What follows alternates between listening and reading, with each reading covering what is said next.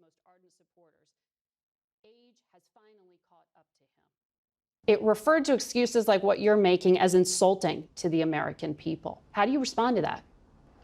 I think that what we are watching, when you're watching a presidential performance, when you're watching a president who's able to lead us to now where we have record low unemployments, when we're able to watch how the black wealth inside of this country since the pandemic has risen by 60%.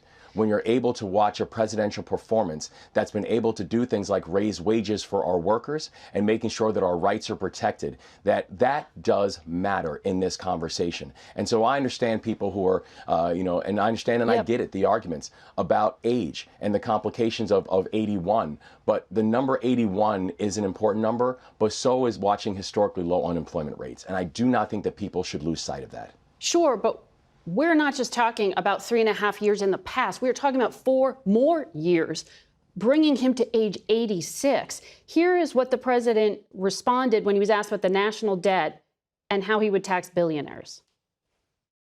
We'd be able to wipe out his debt. We'd be able to help make sure that all those things we need to do, child care, elder care, making sure that we continue to strengthen our healthcare system, making sure that we're able to make every single solitary person eligible for what I've been able to do with the with the COVID. With dealing with everything we have to do with. Look, if we finally beat Medicare, the president lost his own point. We also have to remember that this election is a binary choice.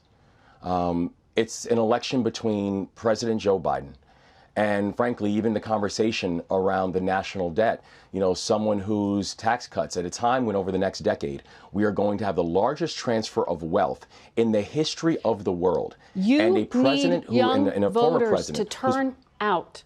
Democrats need young voters to turn out. How are they supposed to see themselves reflected in that? I think they're also going to see themselves reflected in all the people who are going out and being the president's surrogates. I think you have to go out and earn it. You know, I'm the youngest Democratic governor in this country, the only African-American governor in America. And we're out here all the time, and we're out here in conjunction with other surrogates. We're out here in conjunction with the president who's out here campaigning and the vice president. We're going to the people, and we're making our case to the people as to why this kind of partnership matters. Progress does not happen by accident. The work that we are seeing, I look at the state of Maryland. We now went from being 43rd in unemployment when I was first inaugurated to now having amongst the lowest unemployment rates in the entire country for 12 straight months. So would you pursue the Democratic nomination if Joe Biden were to take himself out of this race? I will not. And Joe Biden is not going to take himself out of this race, nor should he. He has been a remarkable partner. Are you confident that the only person, the only Democrat in America that could beat Donald Trump is Joe Biden? Joe Biden is our nominee. Joe Biden is our leader. And Joe Biden has earned, and Joe Biden deserves the confidence, the respect, and frankly, the partnership that we now have to provide to him. And so I will be in Chicago. I will proudly be supporting the president in Chicago. I will work through November to make sure he gets reelected. So yes, I do think that President Biden has earned the respect of Democrats, and Joe Biden is going to be our leader going forward.